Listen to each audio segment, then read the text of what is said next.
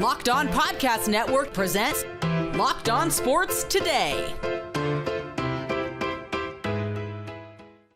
One game in and the Nuggets already look like the runaway favorites some thought them to be. Do the Heat have any chance? Also, can the Celtics improve even if they keep Joe Mazzulla? And why Jimmy G may never play a snap for the Raiders. I'm Peter Bukowski, starting your day with the can't-miss stories and biggest debates in sports. You're Locked On Sports Today. Searching all major sports. Found. Let's start with the biggest story. Game one of the NBA Finals went much the way many thought it would. It was an impressive Nuggets win 104-93 in Denver. Joining me now from the arena in Denver, Matt Moore from Locked On Nuggets and Wes Goldberg from Locked On Heat. It is a 2-for-1. And Matt, this is the biggest stage for Nikola Jokic. He delivered. What did you see in game one that he was able to take advantage of? Yeah, really impressive. I think the Heat came in with a game plan to make him into a passer, or into a scorer rather, and instead he racked up the assist early, only 3 field goals early, and then he's able to get scoring going on. When they tried to play him one-on-one, he went to the scoring in the post, hitting a big 3 in the third quarter. Jokic had pretty much the full game going on. If the Heat are going to be competitive in this series, they're going to have to come up with a lot more tricks than they had in game one to slow down Nikola Jokic. What about the flip side of this, though? Because Bam Adebayo, 26, 13, and 5 in this one. This was his best game of the postseason. Any lingering concern about what they did, at least defensively, against him? Yeah, I think so. I think there's some concern. Look, the Nuggets are used to this in terms of their rotation is always going to leave that spot on the floor open for the short roll big. They'll probably improve in terms of getting to that spot earlier. But also, you got to keep in mind, the Bam had 26 on 25 shots. That kind of efficiency is just not going to get it done versus Denver with how efficient they are with their offense. So really what this is going to do is it's going to put a lot of pressure on Bam to be even better while guarding Jokic and leading the second unit. It's a lot that they're asking Bam Adebayo. He was great, I thought, in game one, despite the 26 on 25. I thought he took the shots that he needed to. He knocked him down. He battled Jokic as much as possible, and it just wasn't enough. He's going to need more help in game two. Yeah, Wes, speaking of that help, Jimmy Butler, 6 of 14 in this one, just 13 points. And really, this is a continuation of what has been kind of some lackluster play, at least scoring over the last couple of weeks. What's going on with Jimmy Butler right now? Yeah, I mean, he was passing up shots at the rim that he probably should have been taking, especially against a Denver defense that I thought they were giving up open 3-pointers, but the Heat weren't making them. So, and Denver was making so many points at the rim that I thought for the Heat, you had to get as many as you could. And he was just passing those up. And like you said, it's sort of been a trend since he hurt his ankle in early on in that Knicks series. I don't know if it's a lack of lift. I don't know if there's some hesitation there, but he said after the game that he's feeling great. I don't know how much I believe him, but they're going to need a much more aggressive Jimmy Butler. The one thing I would keep an eye on is it's kind of been like, all right, 3/4 of passivity with him, and then maybe a takeover in that fourth quarter. That kind of felt a Bam in game one, but I do wonder if we'll see some spurts of dominance from Jimmy Butler as the series goes on. I think that's probably the best that Heat fans can hope for.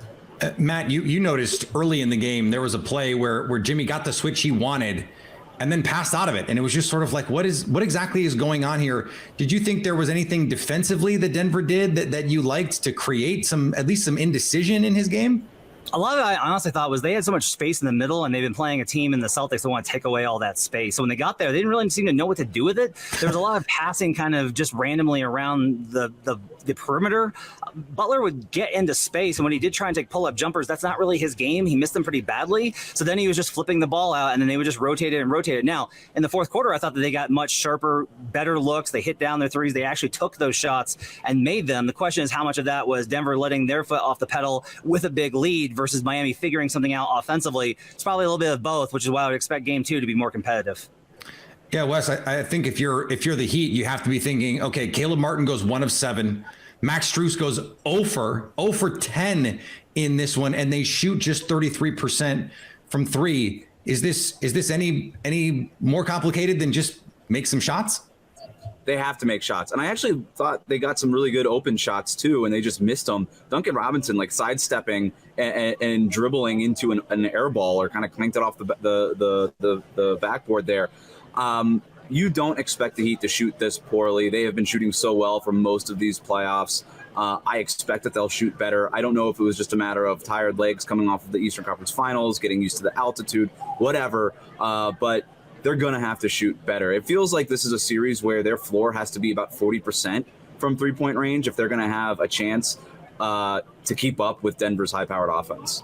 And they shot 40% against the Celtics and against the Bucks. So it's not crazy to think that they could do it in a series like this. Guys, way too much agreement when you're this close in the arena after a game one of the finals. We'll have to get you to fight a little bit on the next one. I appreciate the time. Thanks. Thanks, Peter.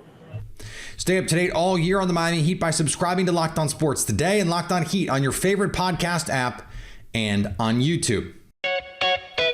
Thanks for making Locked On Sports Today your first listen. Coming up, can the Celtics keep Joe Mazzulla and win a championship next year? Before we answer that, we may have a ruling on the Ja Morant situation soon.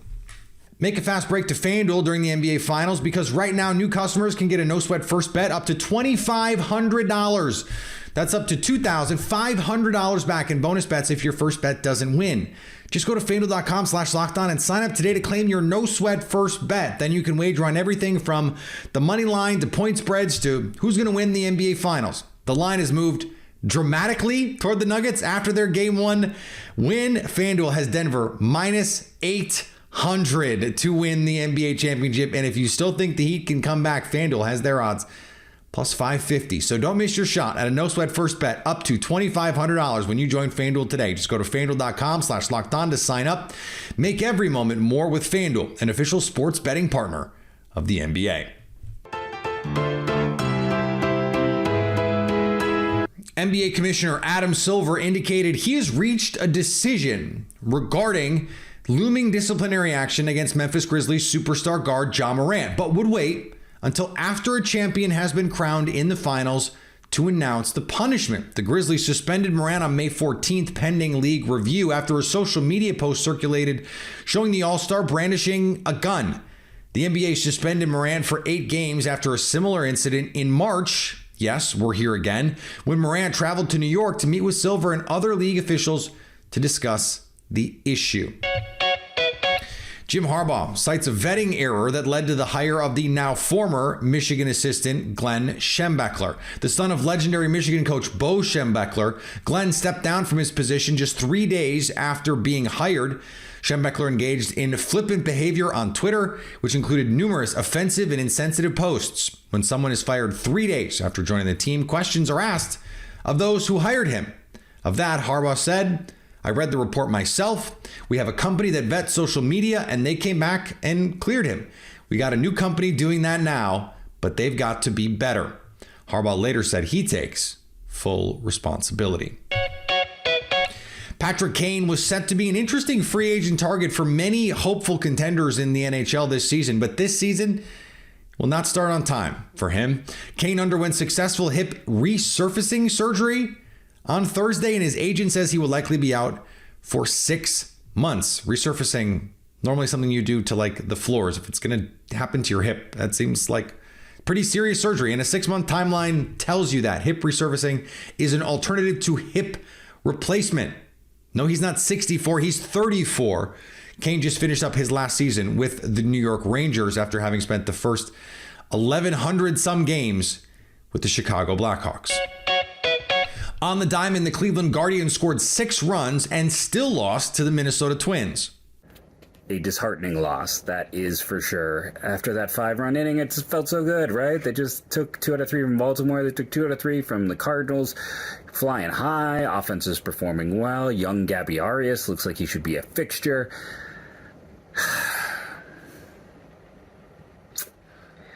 Why does the bullpen numerically has been good this year. They just keep blowing up at the wrong times. Trevor Stephan pitching for his 3rd time in 4 days after throwing 20 pitches yesterday. Not ideal. He gives up 3. That was maybe not the guy to go to. Eli Morgan was not sharp, and they give up 4 runs in the final few innings. Gabby Arias and Will Brennan with multi-hits. The offense was there for them today. Tanner Bybee was solid. It was a good start for him. In the 5th, he came a little unraveled, but it was a solid start. The problem is his bullpen has been heavily used, and it fell apart again today. Guardians drop a game they should have won to the Twins. And the Astros beat the Angels. This is Eric Heisman with the Locked On Astros podcast. And after a game where nothing went right for the Houston Astros against the Twins, on Thursday night, everything seemed to go right. Ronel Blanco was called up to join the rotation. The Astros now are going to use a 6-man rotation, at least for now. And this was Ronel Blanco's first official big league start. And he showed a little bit of everything in this game. He pitched 5 1/3 innings. He had 3 walks, 5 strikeouts, allowed 1 home run, 7 hits, 2 earned runs. And so he showed a little bit wildness early in the game, and he got the bases loaded in the second inning, had a lot of traffic throughout the game, including the 6th inning when Dusty Baker tried to get a little bit more out of him.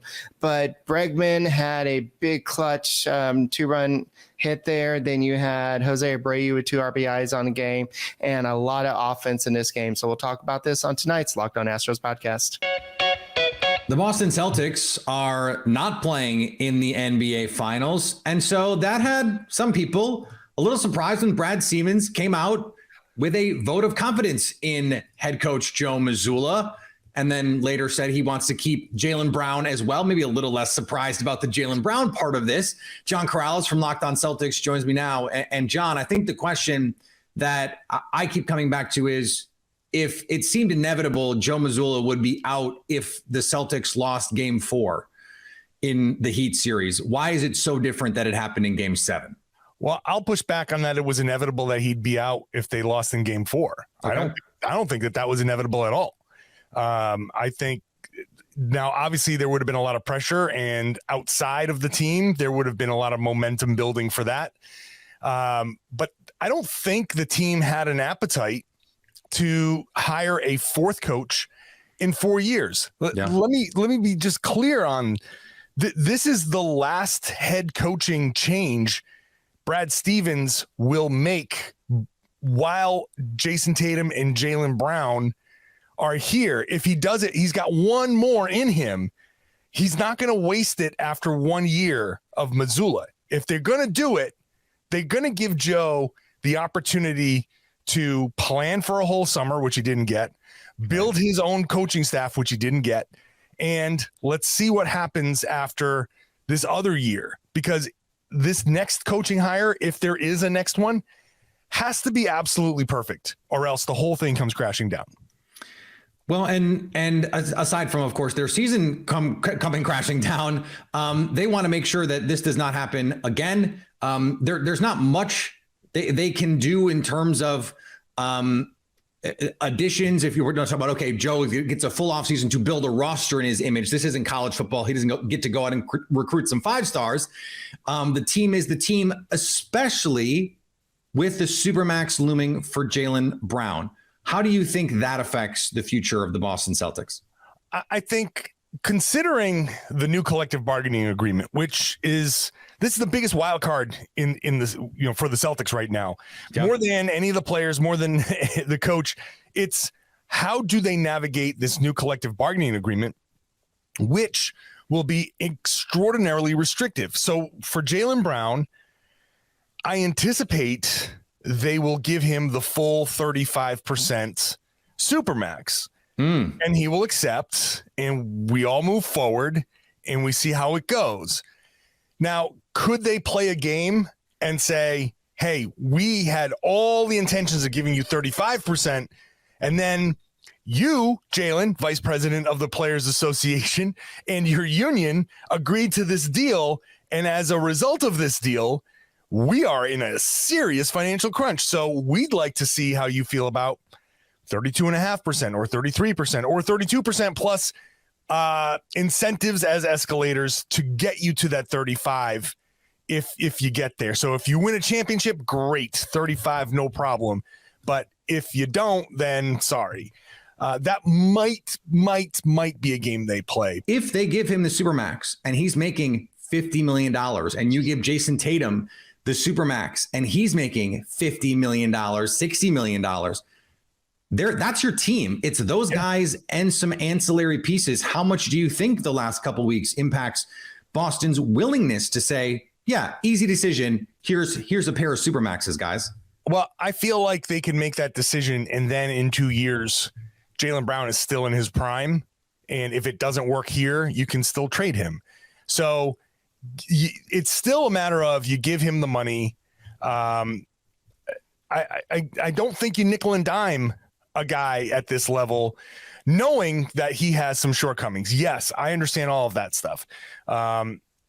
But when it comes to building a team in the NBA, especially right now with this CBA the way it is, just no one knows how the ripple effect of this is going to impact the league, right? So I think Boston might just be in a let's just sign our two guys, keep our two guys, kind of hunker down and kind of look and say, all right, how's this all shaking out? Is there a way to build around these two guys anymore, or do you have to trade one in 2 years? I say there's probably a year or two window right now for Boston with Tatum and Brown.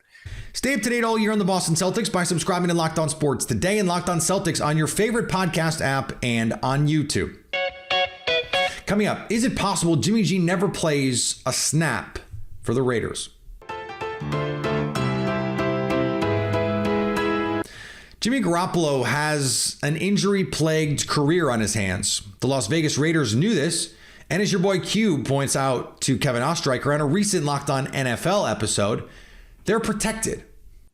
Well, you're right. It kind of came out of nowhere. I mean, we all knew that back in March, things weren't great when he had to push back the day that he was signing his contract and meeting with the media. But it sounded like it was just a little small dotting the I's, crossing the T's on the contract. Come to find out, as you mentioned, failed physical. They actually changed his contract a lot where they took away all the signing bonus. They haven't paid him a dime. Let's put it like that. They haven't paid him a dime yet. And until he actually passes his physical, they're not going to pay him a dime. And so there's actually the worst case scenario for the Raiders that Jimmy G never, ever suits up for the silver and black, which is insane, right? If you had told me that a few months ago, I'd have told you you're crazy. But that's a real scenario that could happen if he doesn't pass his physical due to the foot injury. And so, in San Francisco, he didn't go and get the foot surgery because he thought that he could rehab it. They said he didn't need it. They could just rehab it and it'd be all good. And maybe he can even play at the end of the season if they needed him to. Well, he obviously didn't play. But, man, now knowing that not only did he have surgery, it sounded like at one point, and I kind of got an idea about this like last week,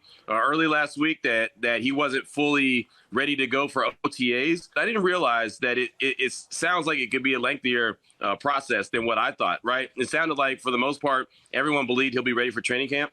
Maybe he will be ready for training camp, but it doesn't really sound like it at this point. It sounds like this could be a really long stretch, a long process, and who knows, man? I mean, this could go a bunch of different ways, but I think the quarterback position for the Raiders now is really up in the air.